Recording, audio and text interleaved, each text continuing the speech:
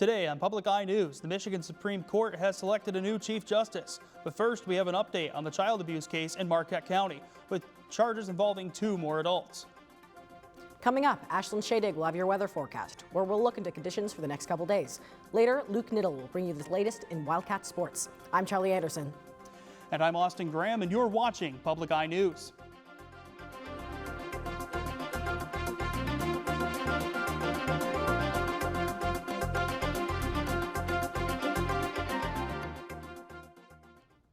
Two more individuals are facing charges in the Marquette County child abuse case. According to a press release issued by the Marquette County Sheriff's Office, Michelle and Linda Maxon have been charged with second-degree child abuse and 2 counts of committing child abuse in the presence of another minor.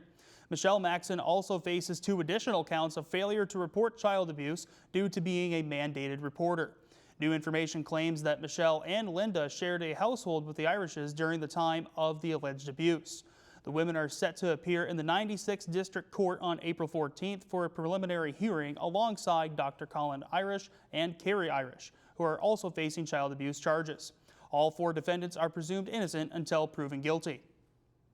As temperatures begin to warm in the Upper Peninsula, ice conditions are becoming more dangerous. 3 specific incidents of dangerous conditions occurred Thursday night in Delta County. The Sheriff's Office, along with rescue personnel, responded to 6 subjects going through the ice on Little Bay Danock while riding their ATVs. Responders noticed open water and unsafe ice in the area during the rescue. As spring rounds the corner here in the UP, residents should take extra caution with rapidly declining ice conditions. For the first time in more than a century, wild cougar cubs have been spotted in Michigan. These cubs, estimated to be 7 to 9 weeks old, were spotted and reported by a local resident on private land. Experts say that this is the first example of cougar repopulation in the Midwest in modern times and are hopeful for more evidence. The cougars haven't been seen since they were first photographed without their mother, and local biologists say this makes them especially vulnerable and are eager to find them safe and sound. To see more about the cubs, visit the Cougar Sightings Photos page at michigan.gov/cougars. The Organization of Upper Peninsula Fur Trappers is holding a reorganizational meeting to recruit new members to the historical group. The UP Trappers Association, a nonprofit founded in 1961, has been facing low membership rates due to the low cost of fur in recent years and is hoping to grow their numbers in 2025. This group hopes to educate on the history, methods, and cultural relevance of fur trapping in the UP, and by accumulating more people, can hold more events. This recruitment event will be held March 29th at 10 a.m. Eastern, located at Twillie's Sports Bar and Grill in Ontonagon County, and will include a pulled pork sandwich dinner. Tomorrow, Special Olympics of Michigan is holding their annual Polar Plunge at the Up North Lodge in Gwinn. The Polar Plunge is a fundraiser held in states across the country to raise money for local Special Olympics athletes. All of the money raised from the event helps to cover costs of the athletes' registration for tournaments. Registration is free for anybody wanting to plunge, and tomorrow's event starts at 4 p.m. In Ukraine, there is cautious optimism for a 30-day ceasefire in the ongoing war with Russia. Although the president of Ukraine has claimed that Russia is trying to delay progress. CBS News' Holly Williams has more. Take a look. Vladimir Putin said Russia supports a 30-day ceasefire proposed by the US, but has conditions it wants to discuss. Many are skeptical that Putin really wants to stop the bloodshed. He started this war 3 years ago by invading Ukraine, and Russian forces currently have the upper hand on the battlefield. But if Russia refuses to agree to the interim ceasefire, President Trump's threatened economic consequences. Now we're going to see whether or not Russia's there, and if they're not, it'll be a very disappointing moment for the world. Disrespectful to the country. After weeks of confusing American diplomacy, the US now appears to be sided once again with Ukraine, a country ravaged by Vladimir Putin's war. At a cemetery for Ukraine's fallen warriors, we met Lilia Averyanova, visiting the grave of her son, Andriy, a fighter pilot and national hero who helped take down Russian missiles. My son fought for Ukrainian independence. She told us she believes Ukraine can still count on the United States. Of course, we feel their support, and we understand that your politicians are not all your people. You still have faith in the American people? Of course, yeah, we believe and we trust in American people. Last night, Ukraine's President Volodymyr Zelensky accused Putin of using delaying tactics, saying, quote, Putin is afraid to tell President Trump directly that he wants to continue this war and keep killing Ukrainians. Holly Williams, CBS News, Kyiv, Ukraine. After this break, Ashlyn will have your weather forecast going into the weekend. Stay tuned.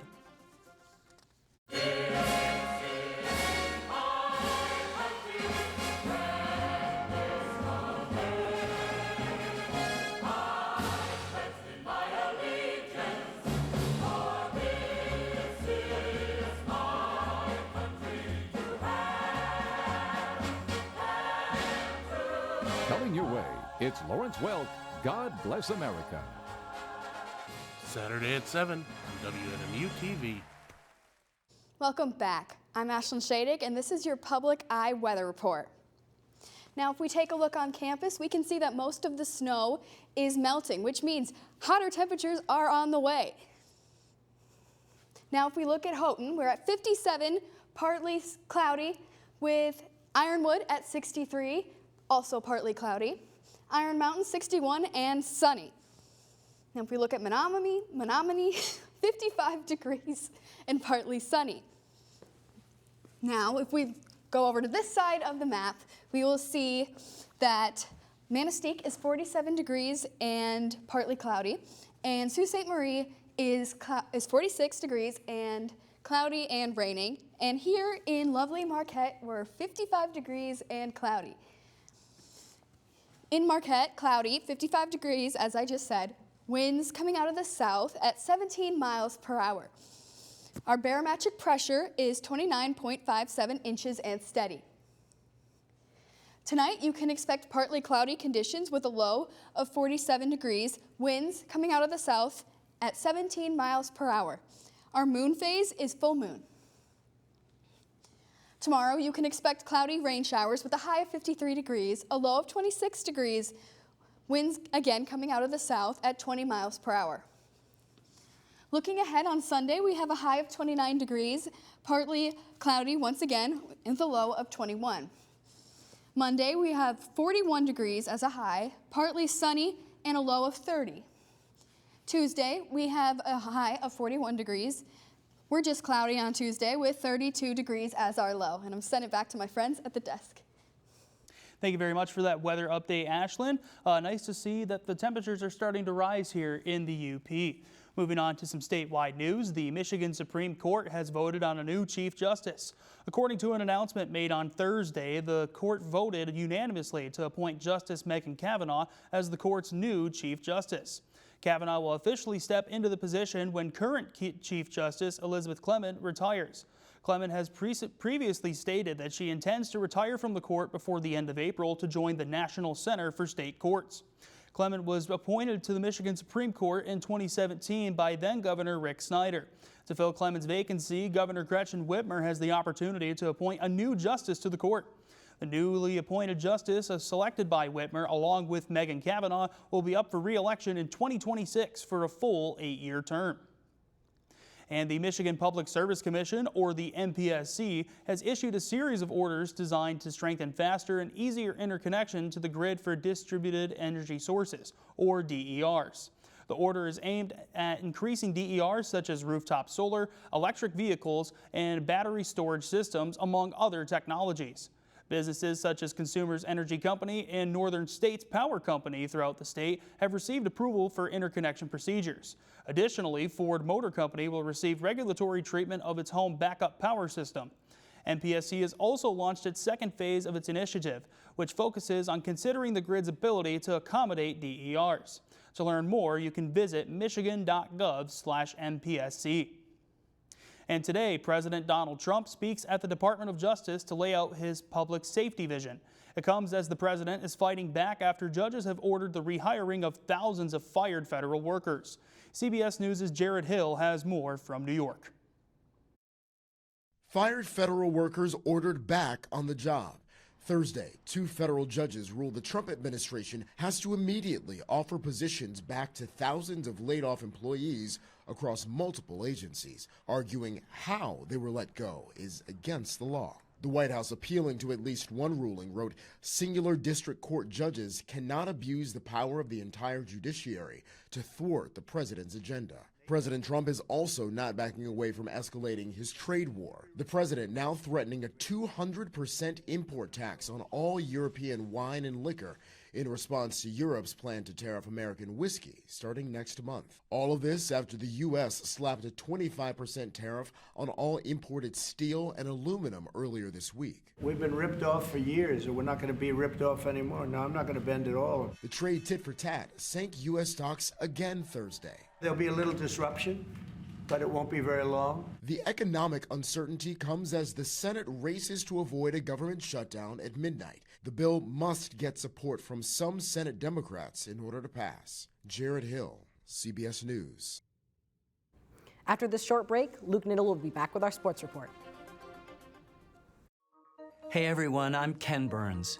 To make our film resources even easier to use, we've now created Ken Burns in the Classroom on PBS Learning Media. There you can find hundreds of video clips from our films, as well as lesson plans, activities, discussion questions, handouts, and interactives to help you integrate the films into your classroom instruction. I hope you find these resources helpful. Thanks for doing what you do. Welcome back to Public Eye Sports. I'm your host, Luke Niddle, and I'll be taking you through our Friday breakdown. Leading off, our triple Wildcat scoop. The NMU Alpine skiing teams earned 2 podium spots on the slalom at the USCSA National Championships in Bend, Oregon. 2 cats claimed bronze during the chips, with Aaron Grislak grabbing 3rd with a time of 1 minute and 24.37 seconds, and Regan Ollie adding a bronze medal on a time of 1 minute and 33.51 seconds. The men's team finished 3rd overall in the standings behind Rocky Mountain College and Babson College, and the women's team finished 2nd, again behind Rocky Mountain College. 2 other Wildcats finished in the top 10, with Ainsley Kirk earning a 2nd team All-American honor on a 10th place finish, and Kyan Hopke also earning 2nd team All-American with his 6th place finish. And taking it down to the mat, 7 wrestlers from the women's wrestling team were recognized for their efforts in both the circle and the classroom with Scholar All-American honors. Sophia Bassino, Alyssa Calta-Giron, Samantha Cheon, Kaylin Garrett, Sharon Leon, Zavana Magdaleno, and Sarah Schroeder were all honored for their accomplishments as student athletes. In order to qualify, wrestlers must have either been a top 8 placer at nationals with a 3.0 cumulative GPA, competed in a minimum of 15 matches with a 3.5 GPA, or a national qualifier with a 3.25 GPA. And ending on the hardwood, both the men's and women's basketball teams are going dancing in the NCAA tournament. For the women, they earned a 3 seed and won a dogfight against the 6 seed Hillsdale Chargers 65-61. Heading into the 4th quarter with a 46-34 lead, the Wildcats prevailed against a furious Chargers comeback to advance and play the winner of Ferris State versus Ashland. As for the men, they prepare for a matchup tomorrow against none other than Michigan Tech. The Cats hope lightning will strike twice against the Huskies in the same number of weeks, as a missed 3 by Tech gave Northern the win in the GLIAC semifinals and an eventual championship over Lake Superior State. Tip-off is set for 1 p.m., and that's all I have for sports. Back to the news desk. Thank you so much for that wonderful sports report. What do you think about that news? Michigan Tech, Northern Michigan is going to be one heck of a game. It is, really the pinnacle for both these schools. One moves on and one goes home after tomorrow's game. It is quite exciting. I'm happy to see where they end up. Yeah, me as well. I mean, both teams have worked really hard all season long. Michigan Tech, it wasn't picked to win the GLIAC, the conference that Northern and Michigan Tech play in throughout the year, but I mean, they came in and surprised a lot of people. That's all the time we have today here at Public Eye News. I'm Austin Graham. I'm Charlie Anderson. Have a great weekend.